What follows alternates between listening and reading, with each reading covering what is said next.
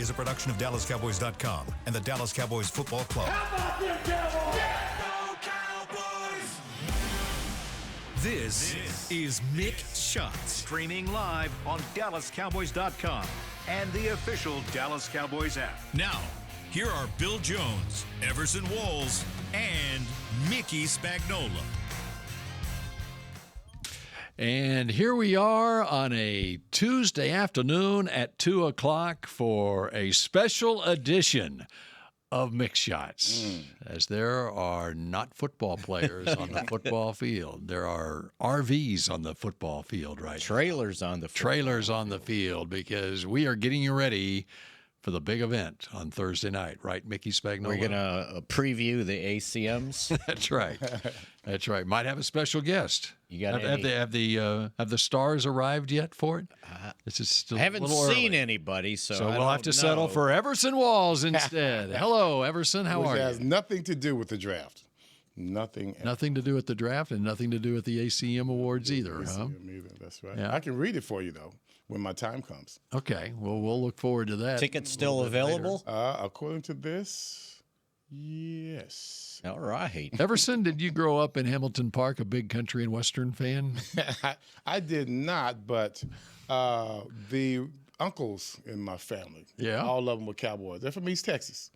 So they were country before country was cool. Yeah. My mom's oldest brother, Faye Armstrong, he was a good baseball player, but he was also he rode horses and the cutting horse. Yeah, that's that. Jay Novacek's specialty. He could do that. Yeah. He did that. Did my way bring it back to Cowboys there? That's right. Well, we're talking Cowboys, but no, he was very good at that. And after a while, he started getting how when you get older. Stuff started messing with his legs, and so he couldn't ride anymore. But he gave me his the rubber things with the hook onto the saddle and all that kind of stuff. Yeah, whatever the hell those things are. Obviously, that tradition didn't make it down to our generation. The reins. The reins, yeah, I guess I don't know. But they wouldn't know the reins is when you ride it. But this is the stirrups. Stuff, no, this is the stuff that you strap things down with. On the back. Okay. Yeah, so now you're past my knowledge of horses. Yeah, it was straps. It was straps. I ended up getting some of those. But no, he was very good at that. Black folks been doing cowboy stuff for so long. My family was one of the ones that were doing it out in East Texas. But I didn't even like horses. Horses scare me. Because if a horse hits you with his head, could you imagine? My wife loves horses, but they scare me, bro. I think I scare horses because they don't listen to me. Well, at least they let you get on. Yeah, kind of like people. People don't listen. That's to right. Either, right. Not enough. But I prepared for the ACMs this weekend. You did? I saw Luke Combs, by the way. Okay. Playing. What position does he play? Center field in the band, right in the middle. That's the drummer then. Yeah, no, the drummers are all in the back these days. Yeah. All right, very good. Yeah. It looks like you're prepared for Mick Shots, too. You've got not one, not two, not three, but somewhat. four things got everything laid out in case front I of you. Can't remember stuff. I can recall it. And and by the way, you got your hockey beard going, too. I did. Boy. Go Stars. That was something. Go Stars. I think I woke up the person that was next to me this weekend when there was a lot of good sports. Came back and won. Yeah. So, and the Winnipeg Jets told the Dallas after Mikko Rantanen had scored 3 goals, a hat trick in the final 12 minutes on Saturday night to propel the Stars to a Game 7 win. And then the next night, Winnipeg said, "Hold my beer." Yeah, we got you. Did you see the end of that one? We got you. They're one down better. They're down. I know St. Louis choked. I know that. They're down 2 goals with 2 minutes left. And Winnipeg scored with 1:56 left to make it a 1-goal game. And then with 1.6 seconds left, they score a goal to force overtime, and then they won in the second overtime. And it was deep in the second overtime. That's the like Winnipeg, 4 minutes left of the That's the second Winnipeg Jets I know, because when I went to my only Stars game, and we talked about this recently, they kicked our butts. 4-0. You were both there. Nothing. Yeah. And so, but the Stars themselves, I couldn't see a team like that making such a turnaround in such quick fashion. And then the most important part of the season, of course, you're going into the playoffs, and all of a sudden they catch fire.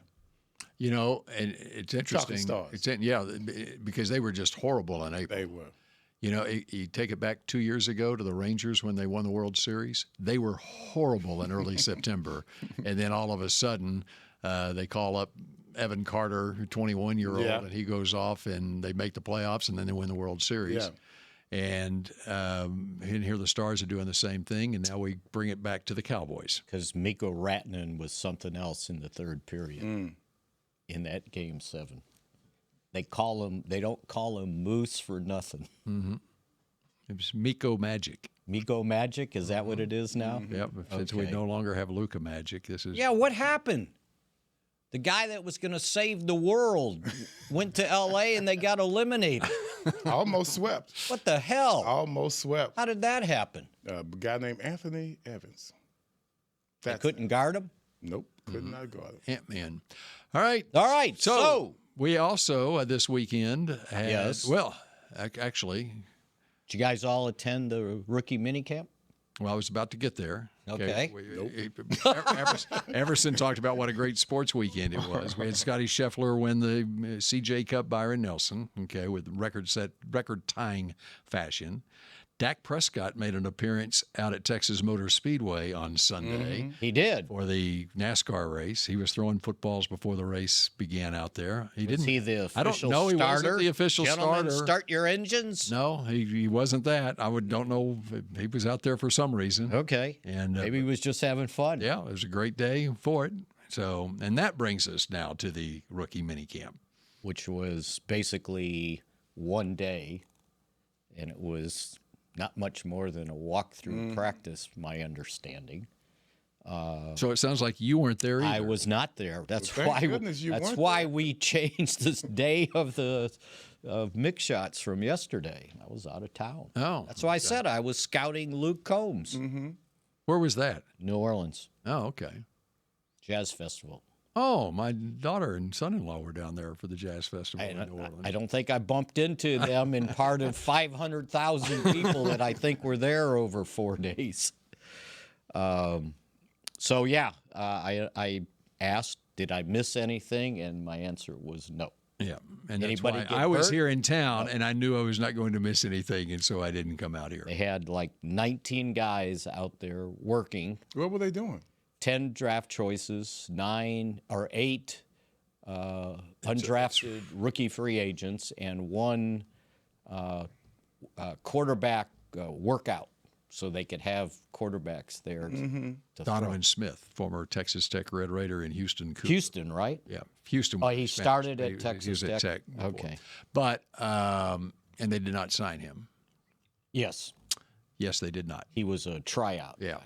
They had got to have somebody out there throwing. You know what? It was more orientation than Which is what it's anything else. become in recent years, which is what used to, okay, this is our first opportunity to go see the rookies out there. And then they would have like first-year guys who didn't get any playing time. Yeah. And so you would have more people out there. And what, they have 19 players out there, I 19, think? yeah.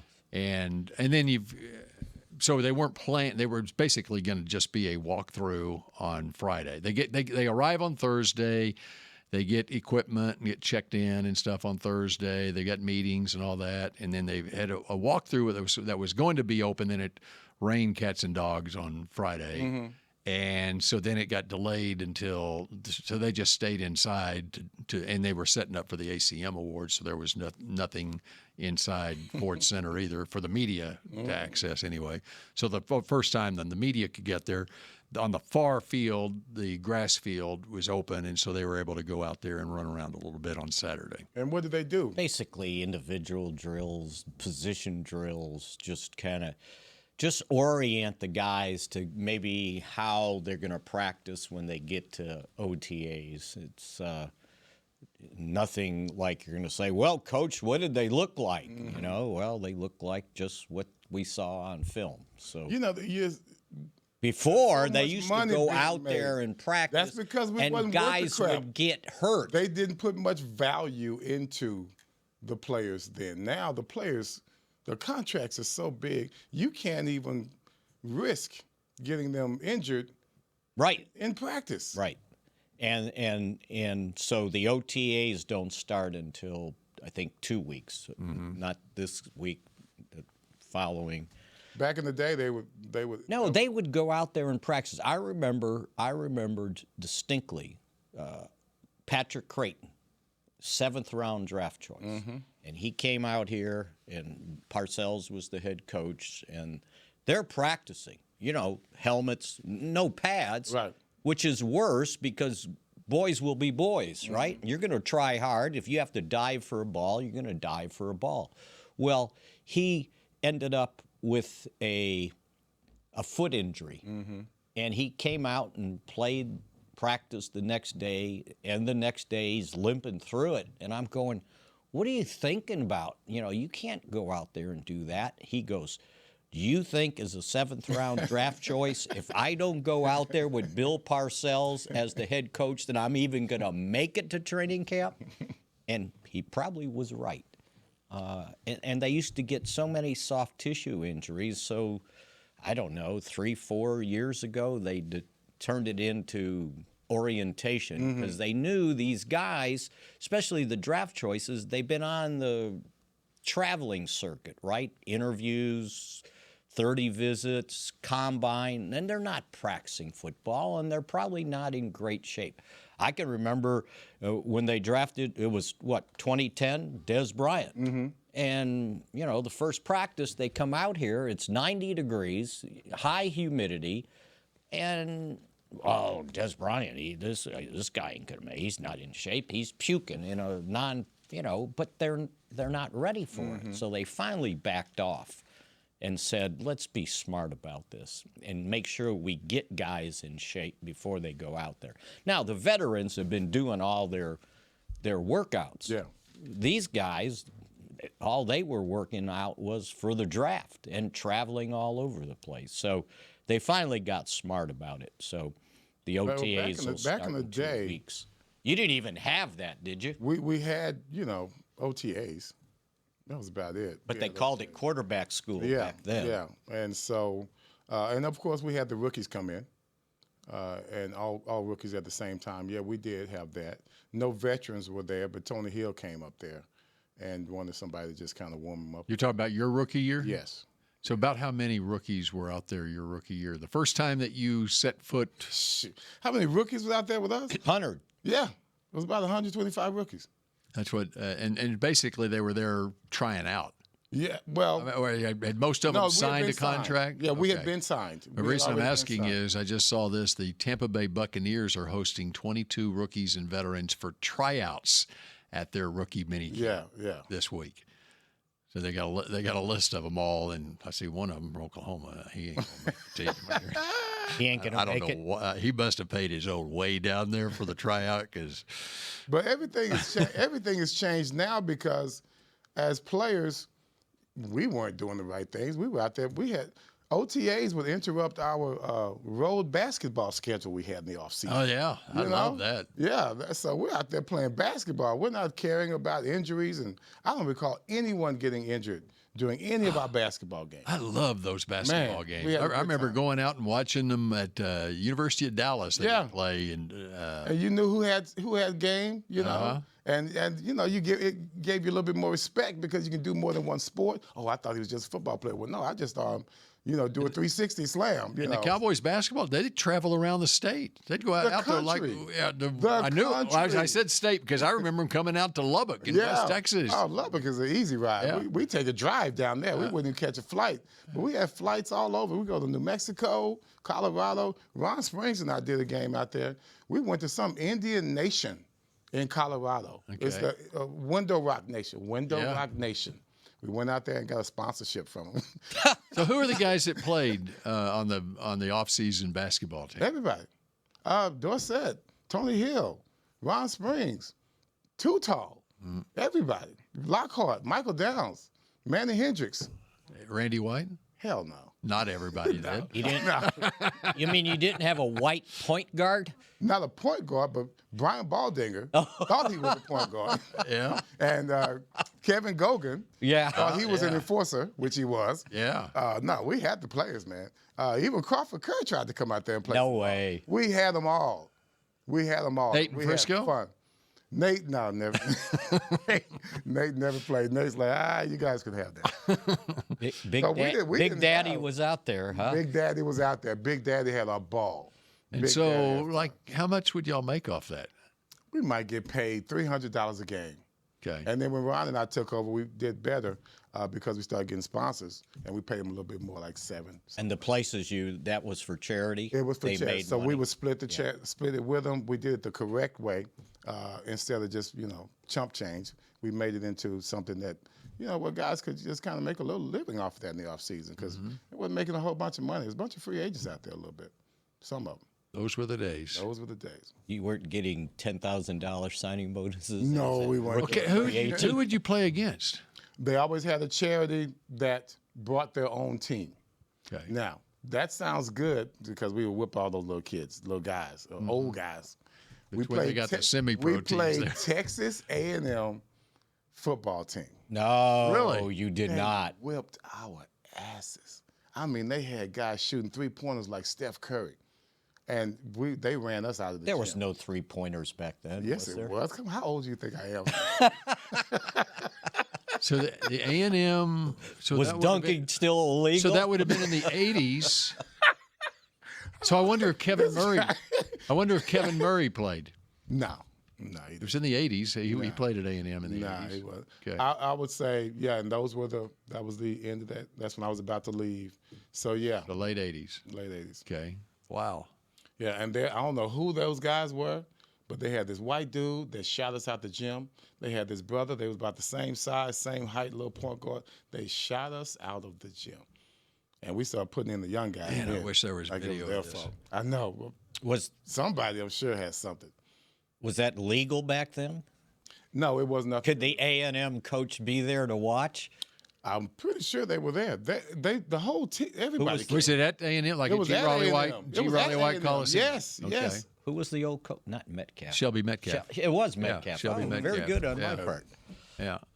No, we had fun, man. I covered except them for that in game. one of the regionals they qualified for. That was fun stuff. Yeah, they came out. They tore us up pretty good.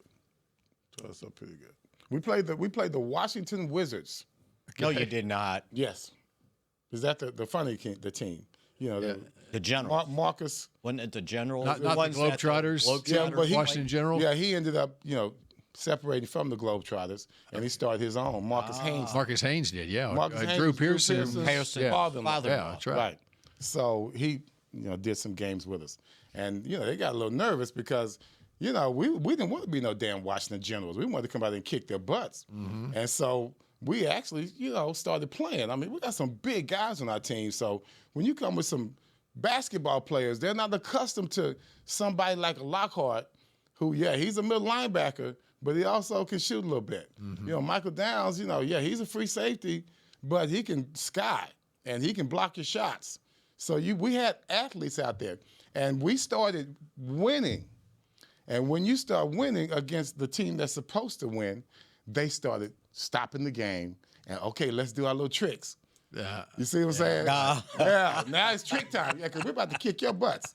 So They went to the Meadowlark they Limit went hook to- shots from right here half come court. Marcus Haynes start practicing, start doing all the shots, and then we lost the game because we had to let them do that.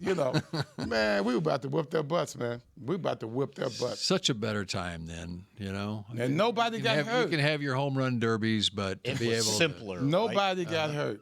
Nobody got hurt. That's crazy. No one got hurt. they had it. T.O. had something recently. I mean, when T.O. was here, or maybe right after he retired, but he was there. There was a former Cowboy basketball celebrity game. Okay. That was like over one of the high schools in Carrollton, maybe R.L. Turner High School or whatever. I remember doing a live shot from there, and nobody cared about. No one anticipated injuries. What I remember, one of the female referees at that game, she sees me and she says, "I recognize you. I know you. You live in Southlake?" I used to call games in South Lake. You used to yell at me on the sideline, hating under girls basketball. No, that was some other white guy from South Lake. We all look alike. Yeah, I'm sure That's right. there was somebody else out there. All right. You know, I played it was a charity flag football game against the Cowboys. It was for charity out at that stadium in Farmers Branch, the big one. Standard Stadium. Standard Stadium. Which Cowboys have worked out there before when they're on the ranch. No, not Standards, the other one. Maybe it was Whatever. Get yeah, to the whatever. Anyway, we played. There was a kind of a flag football league team that played in I Dallas. mean, Lowe's Fieldhouse? Lowe's, that's it. Yeah, Okay. and we played. They had their team, and then brought in some media people, and I played, and they sent me out at cornerback, right? So I line up. They break the huddle. Who comes and lines up in front of me? Bob Hayes. Oh, hey. And I'm going, oh, you got to be kidding. Well, cannot this get was deep at the enough. end. This was at the end. I mean, his career had to be 85, 86. Oh, wow. He could barely run, right? And I was like, this is depressing because I could run better than him, right? But they put Bob Hayes on me, right? And then at the end of the game, I didn't realize this was a whole setup that they were supposed to win, right? And we're trying hard, and I broke up a Roger Staubach pass in the end zone to Drew, and I thought I was cool, right? So they set it up the next possession that they had to Humble come down. brag by Mickey. They had to come down and win, right? And so they have me cover Drew, and it's like everybody quit but me because they had to score the winning touchdown, right? And we get to the end zone, Staubach pass is coming, I see it, I'm getting ready to jump, and Drew puts his hand on my shoulder, shoves me into the ground, catches the winning like the Hail Mary. pass, right? And he spikes it, and they beat us, right? And I'm going, okay, I get it. Yeah. This was a setup. They treated you like Everson Walls out there, man. That's a damn shame. Yeah. That's a damn Put shame. his hand on my shoulder and shoved me to the ground. All right, we're going to empty Mickey's Yes. legal pad when we come back here on Mick Shots in just a moment.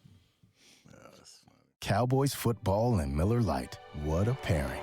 Can cracks at kickoff. Tailgates going way past postgame. Sunday night overtimes followed by Monday morning swagger. Brisket in the smoker. Miller Lite in the cooler. America's team playing America's greatest sport. Miller Lite, the only beer of the Dallas Cowboys. Dallas Cowboys football tastes like Miller time.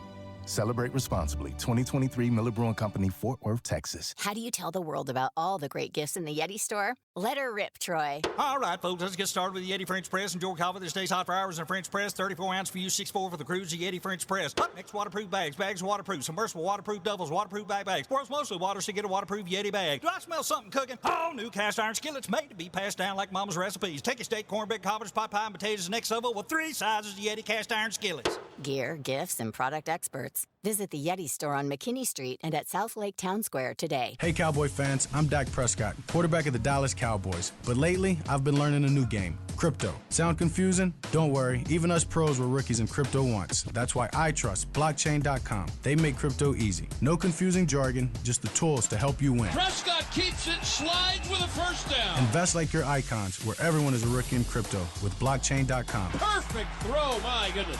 Wow, did he ever thread the needle. Visit blockchain.com/cowboys to get started. The Medal of Honor is our country's highest military award for valor in combat. More than 40 million individuals have served in the armed forces since the Civil War. Fewer than 4,000 have received the Medal of Honor. The National Medal of Honor Museum will be a place to preserve these legacies and inspire America. It's being built right next door to the Dallas Cowboys in Texas. Help us honor our country's greatest heroes. Learn more and get involved at mohmuseum.org.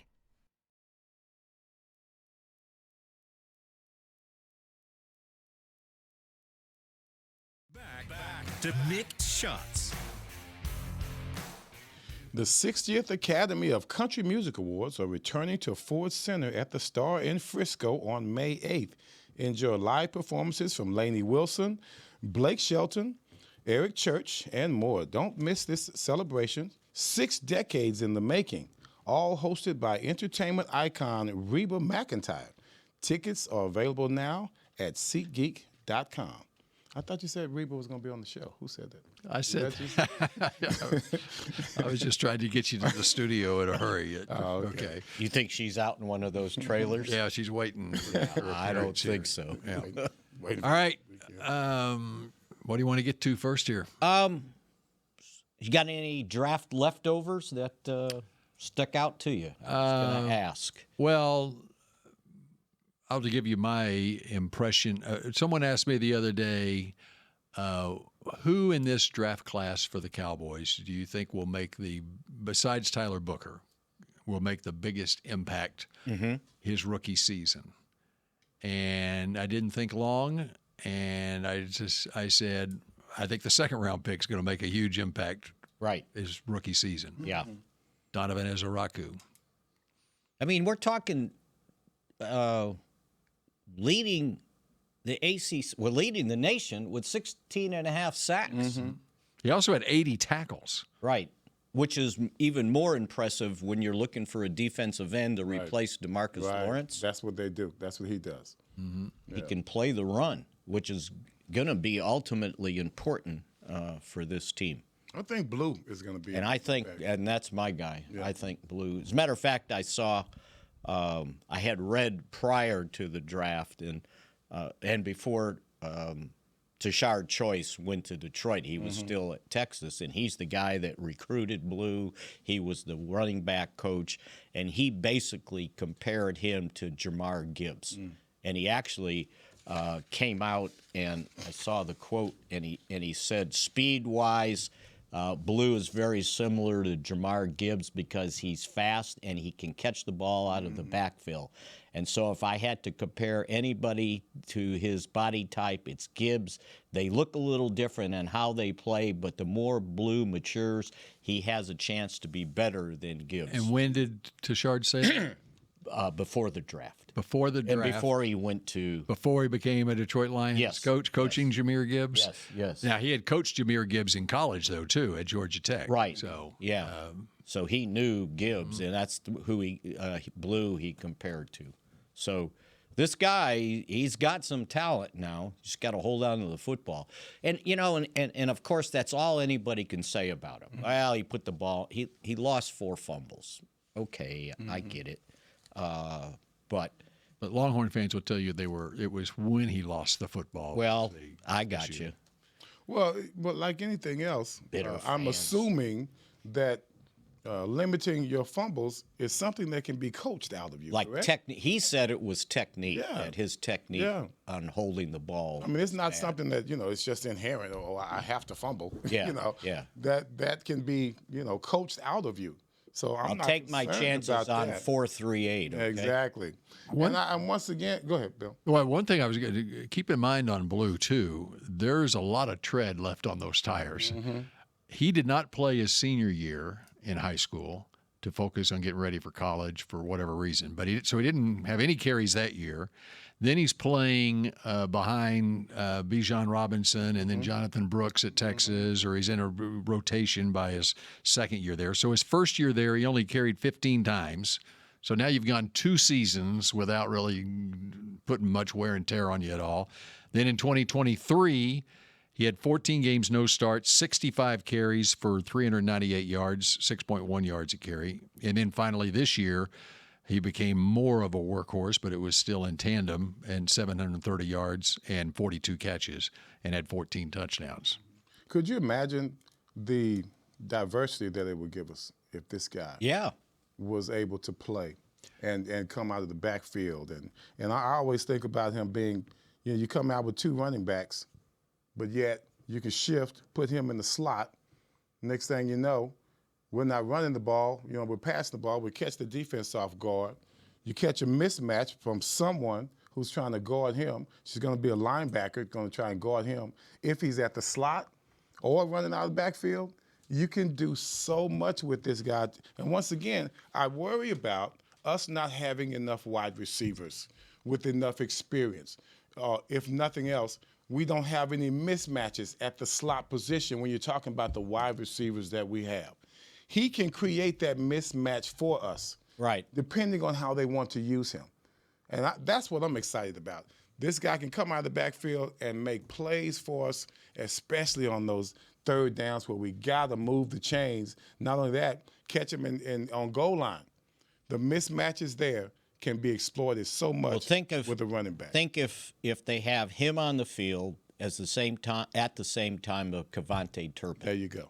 And you don't have – and one of the questions we had to answer this week on DallasCowboys.com in our mailbag, and it's not going to appear till tomorrow, but was – the Cowboys, everybody's making a big deal out of they don't have a number 2 receiver. And the question was, but don't you think there's enough combinations of other receivers that can make up for it? My answer was they do, but they don't have a experienced starting wide receiver to take the pressure off of CeeDee Lamb. But the alternative is maybe I can do it with speed because Turpin may not have the experience. Blue, no NFL experience. But guess what? You still got to cover him, right? That's right. It's the old Jimmy Johnson deal on Alexander Wright. And, so everybody's talking about, well, he's fast, but he's not a really good wide receiver. And Jimmy's answer was, well, yeah, but you never know when he's going to catch one. That's right. Because he will be open. And then he's gone.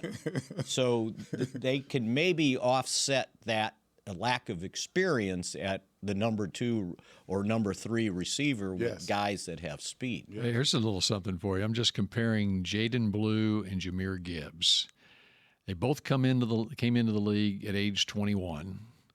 They both are Blue at the combine, 5'9", 196 pounds. Gibbs, 5'9", 199 pounds. Blue ran a 4.38, and Gibbs ran a 4.36. And in their last year of college, Blue had 134 carries, averaging 5.5 yards a carry, 8 touchdowns.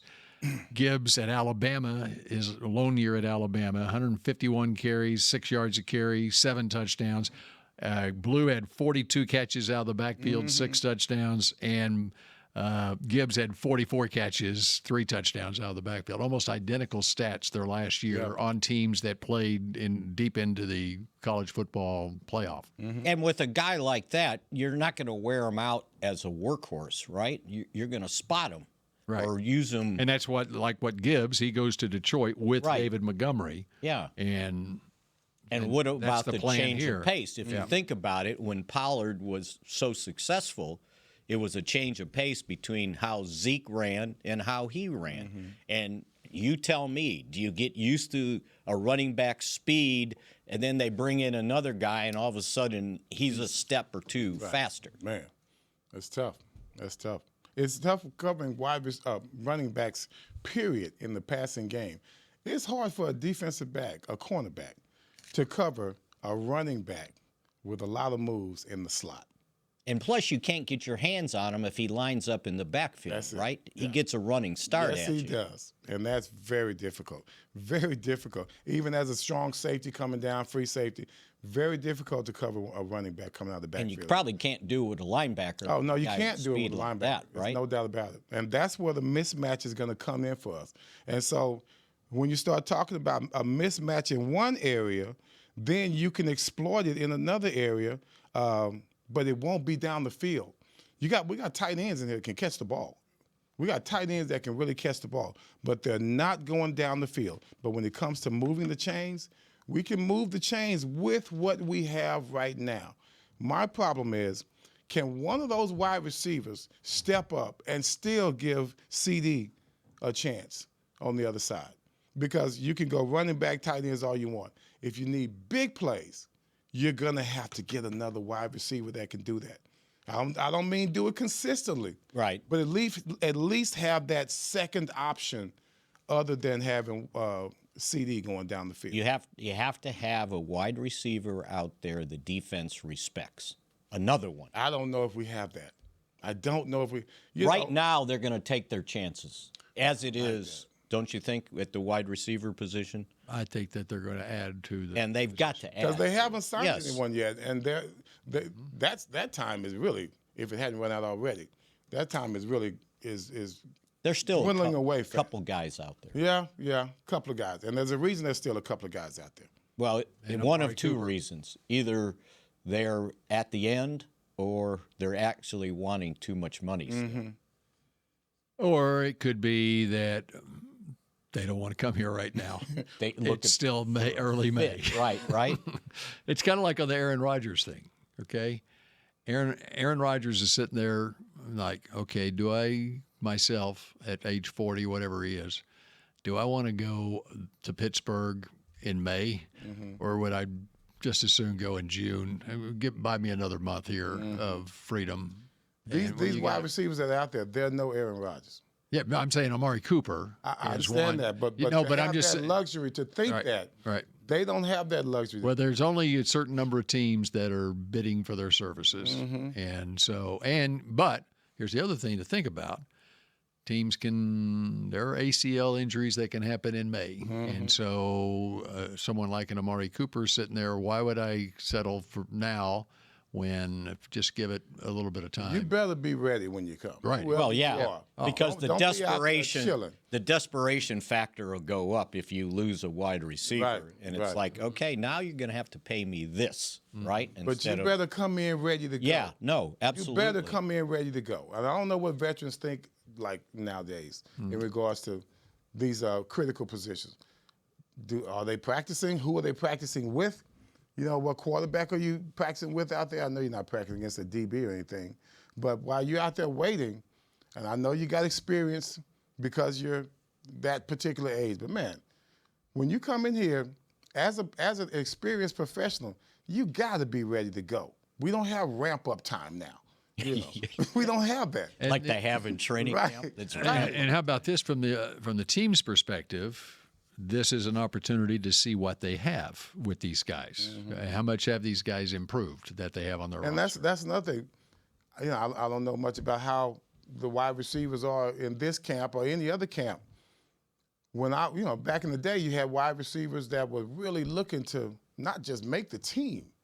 Their thoughts were on starting.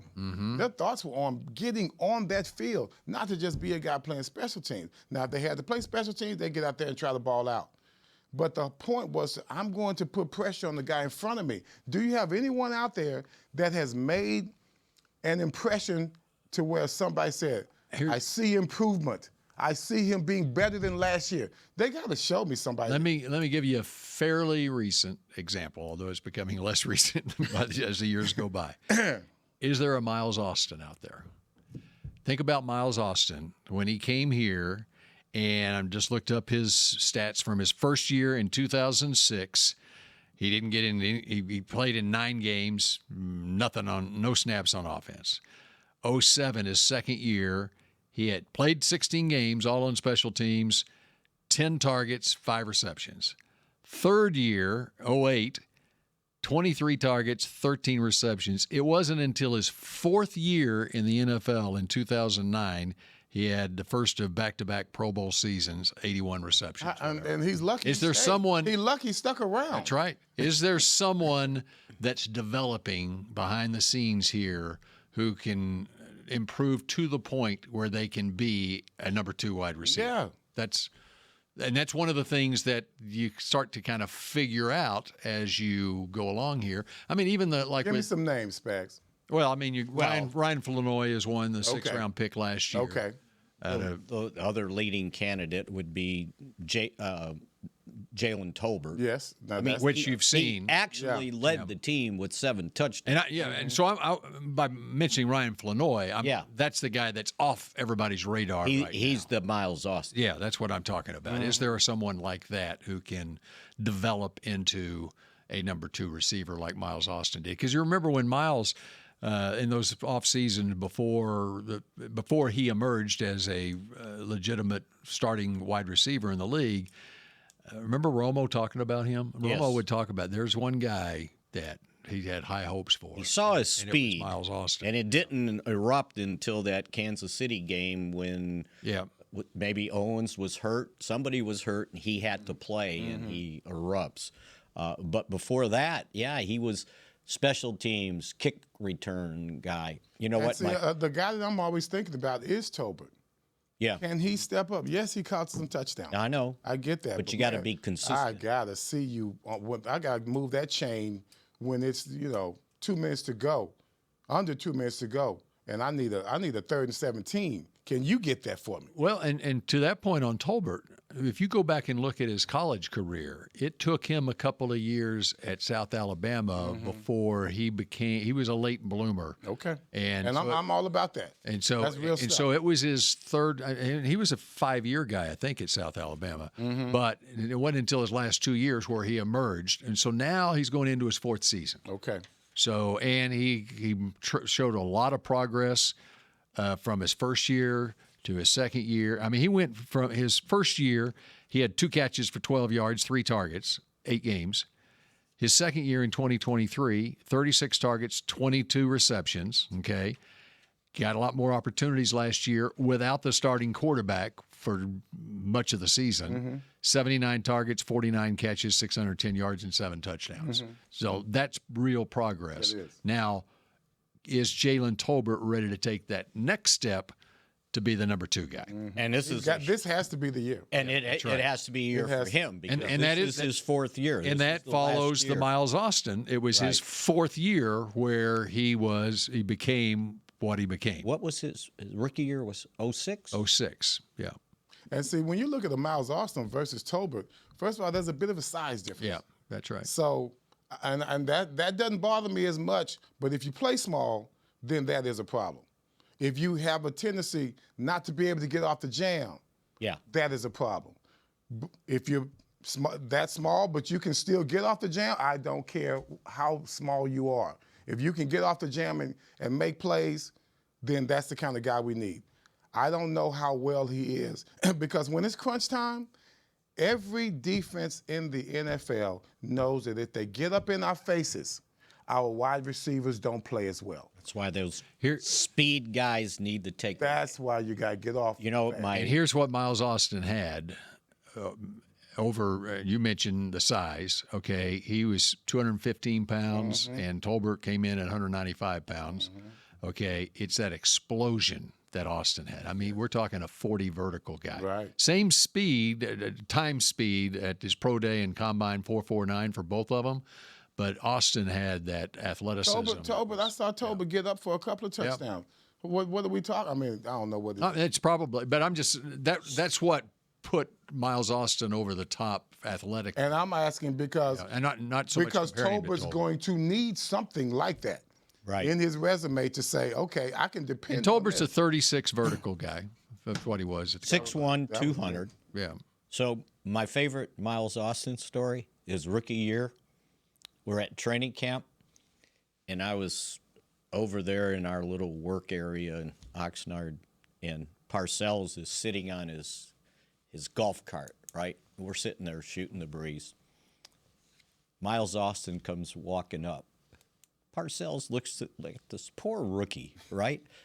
And he goes, "Hey, Austin, are you blankety blank smart?" Just like that. And Miles goes, "Well, yeah, coach. Well, what was your SAT score?" What? He had, I don't know, he had some answer for it, right? Yeah. And Parcells goes, "Oh, well, that's impressive." He wouldn't even know what's an impressive SAT score. Right. Hey, oh, that's impressive. And then he goes, so, and they were both from the same area in Jersey. He's from Jersey, yeah. Yeah, they were both neighborhood or whatever. Yeah. Did you get ice cream at such and such? Austin grew up in Garfield, New Jersey. He was just trying to intimidate him, right? And the kid kind of hung in there, but it was like, I'm sure the Jersey kid better hang in his mind's going, what the hell? And I'm sitting there, I'm just thoroughly amused, right? Parcells. Parcells is sitting there. Let's see if he's really a Jersey guy. Yeah, right. know? Yeah, yeah. Let's see if he exactly. can take it. That's an old school old man. All right, and we're back with more old school old man cowboy talk in just a moment. Star Sports Tours is the only official fan travel partner of the Dallas Cowboys, offering exclusive game weekend travel packages with pre-game sideline access and photo ops with current players, cheerleaders, and Cowboy legends. You want to stay at a team hotel, attend the best tailgate party in Texas, tour the Star, and talk X's and O's with me, Everson Walls? With Star Sports Tours, you can. Visit cowboystravel.com to book your travel package today. Hey Cowboy fans, I'm Dak Prescott, quarterback of the Dallas Cowboys. But lately, I've been learning a new game, crypto. Sound confusing? Don't worry, even us pros were rookies in crypto once. That's why I trust blockchain.com. They make crypto easy. No confusing jargon, just the tools to help you win. Prescott keeps it, slides with a first down. Invest like your icons, where everyone is a rookie in crypto with blockchain.com. Perfect throw, my goodness. Wow, did he ever thread the needle. Visit blockchain.com/Cowboys to get started. Star Sports Tours is the only official fan travel partner of the Dallas Cowboys, offering exclusive game weekend travel packages with pre-game sideline access and photo ops with current players, cheerleaders, and Cowboy legends. You want to stay at a team hotel, attend the best tailgate party in Texas, tour the Star, and talk X's and O's with me, Everson Walls? With Star Sports Tours, you can. Visit cowboystravel.com to book your travel package today. Cowboys football and Miller Lite. What a pairing. Can cracks at kickoff. Tailgates going way past postgame. Sunday night overtimes followed by Monday morning swagger. Brisket in the smoker. Miller Lite in the cooler. America's team playing America's greatest sport. Miller Lite, the only beer of the Dallas Cowboys. Dallas Cowboys football tastes like Miller time. Celebrate responsibly. 2023 Miller Brewing Company, Fort Worth, Texas. Back to Mixed Shots. The Weeknd is bringing the After Hours Tour Till Dawn Stadium Tour to AT&T Stadium on August 27th and 28th. Catch this all-new show in support of the full album trilogy with Playboi Carti and special guest Mike Dean. Get your tickets today at SeatGeek.com, the official ticketing partner of AT&T Stadium. You gonna go see Playboi Carti? I don't even know who they're talking about. I have no idea. And if he doesn't, I don't. We don't. Mike Dean. All right. There's much more in that legal pad of yours. Yes. I was going to ask you if anybody in your big green notebook that the Cowboys signed as rookie free agents might have stuck out to you. Nope. Oh, come on. He could have given you that answer during the break, right? Trayshawn Holden, wide receiver from Oregon, who played for Junior Adams. That's right. Cowboys receivers that coach. One resonated with me. Resonated? Resonated. It resonated. Resonated with you. He didn't resign. Yeah.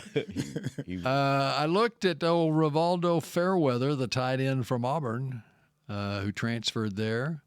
And transferred from where? It was like FIU. FIU. Okay.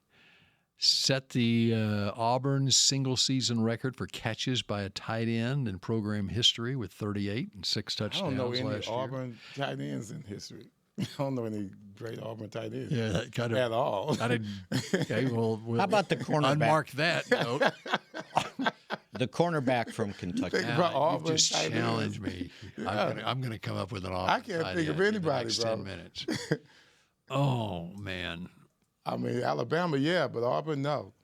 Did Barkley play football? He would have been. No, he did not play football. He would tell you he'd never. All right, I'll have to cheat and I'll find one. Okay, talk, Mickey. Zion Auburn tight end. Zion Childress, cornerback from Kentucky. Caught your eye? Just kind of looking at what he had done. He played multiple positions, played in the slot. Any too. Injuries? No. And if I remember correctly, give me this. While you're looking that up, you found on AI. I put in best Auburn tight end AI overview. The most highly regarded tight end in Auburn history is considered to be Walter Reeves. Who? Who was I ain't trusting it. two-time All-American and known for his exceptional nice. blocking abilities, excelling in Auburn's 1960 or something? run-focused offense. Just think, Auburn and tight ends. He was never thought that 1987 and 88, Walter Reeves. I thought you were talking 60s. So I'm still looking. Go ahead. Zion Childress. Okay, Kentucky. Two-time team captain. Started 25 straight games at the nickel position. Supposed to have top speed.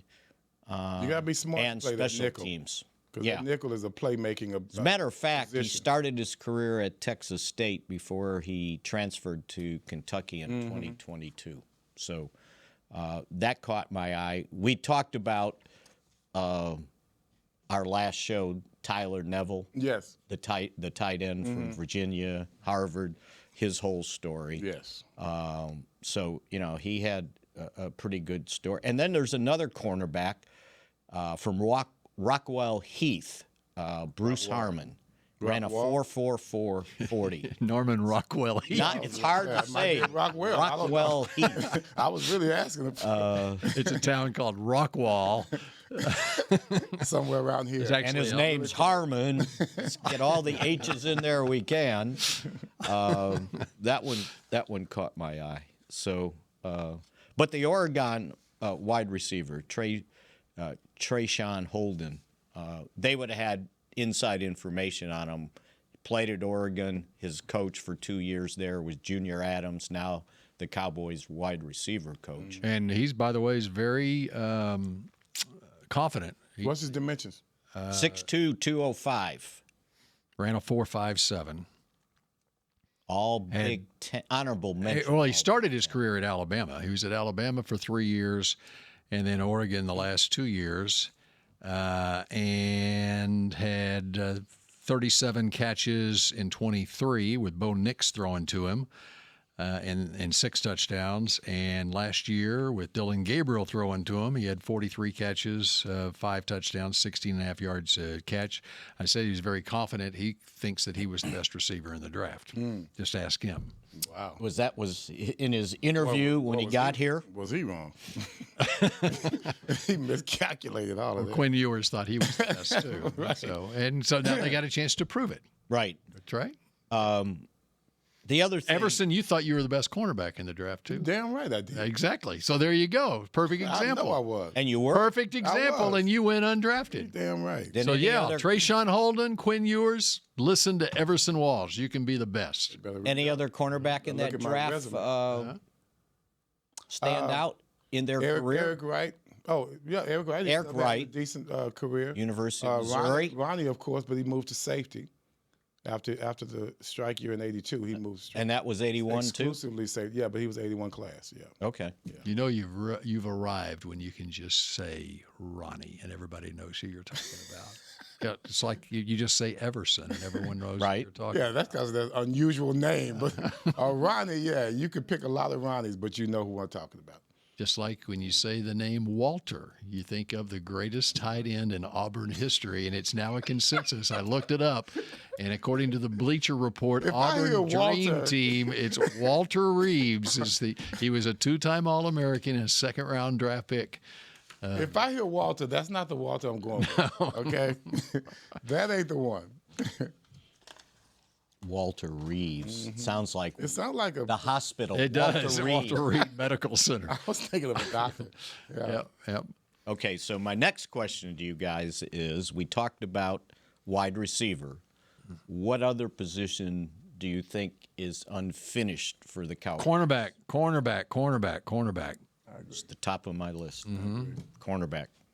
Because you have Deron Bland. You have Trayvon Diggs, whose medical issue with that cartilage problem, and it wasn't like torn. There was a divot in it, and they had to fill it in. And who knows if he'll be ready for I the was going to start say, of the we season. can't put him on the list.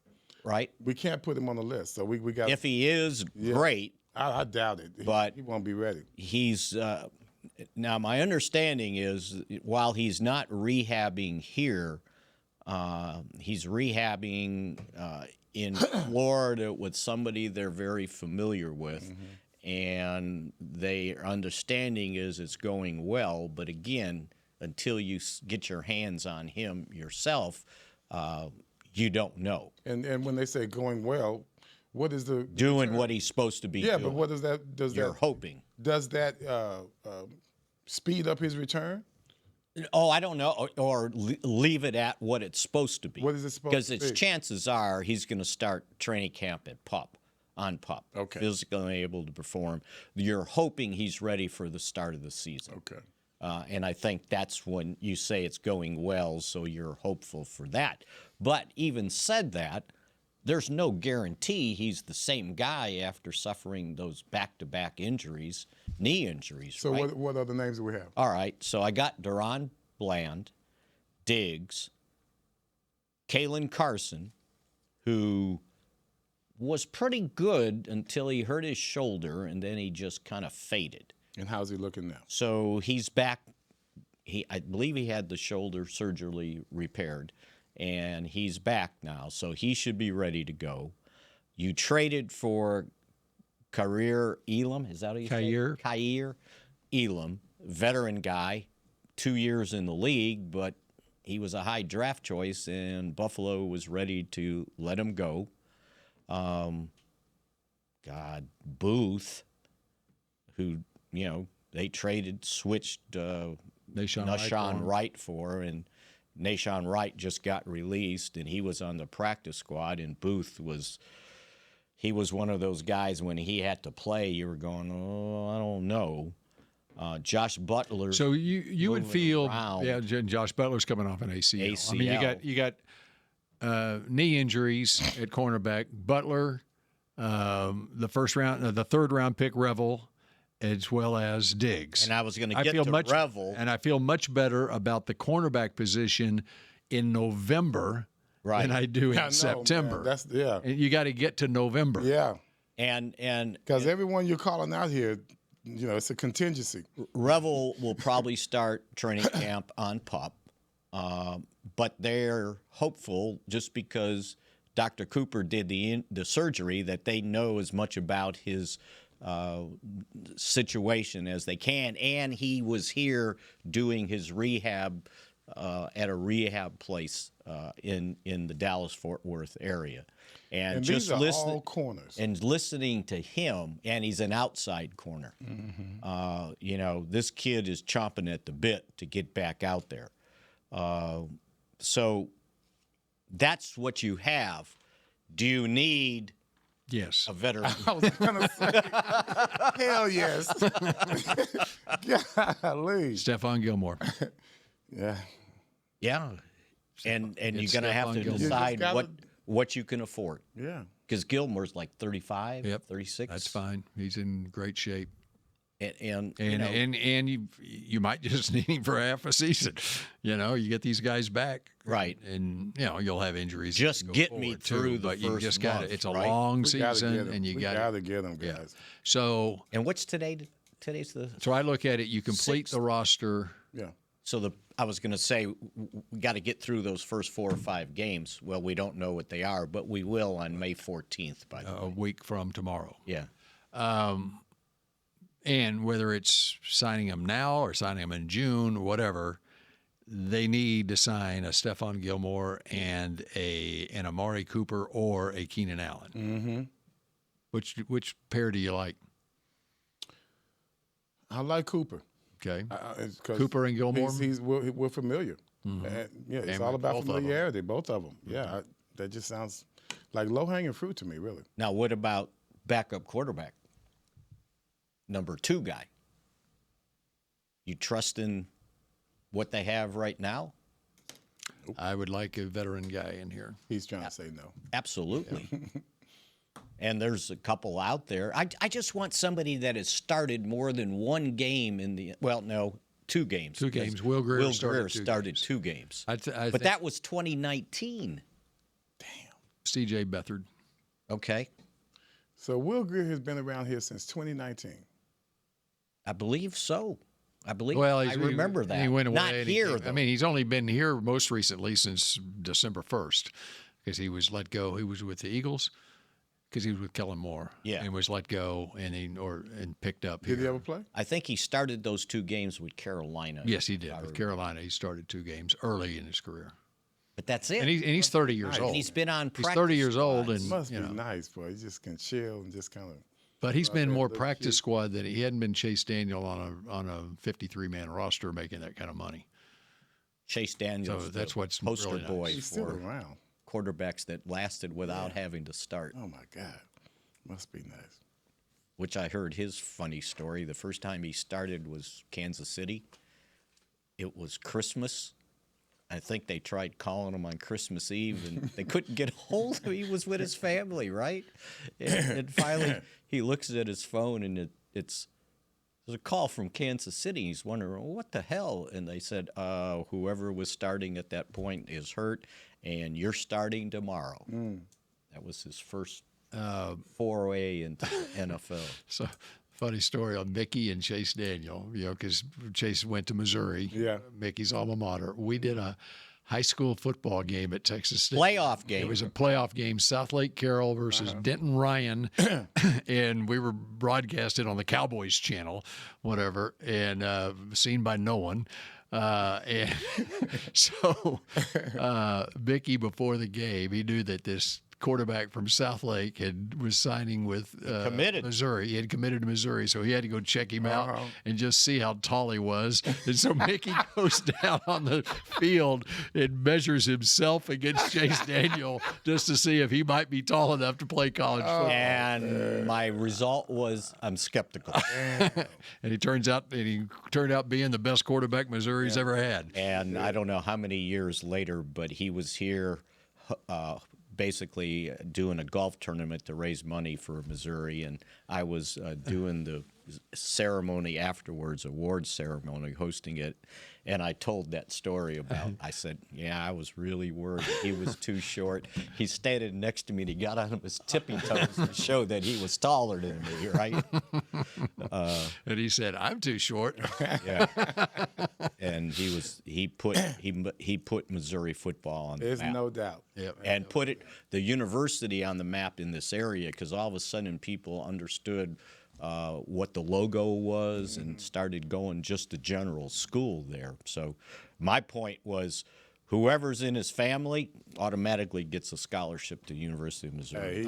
He's my best friend's favorite quarterback. Really? Yes. Chase Daniels. He loves saying his name.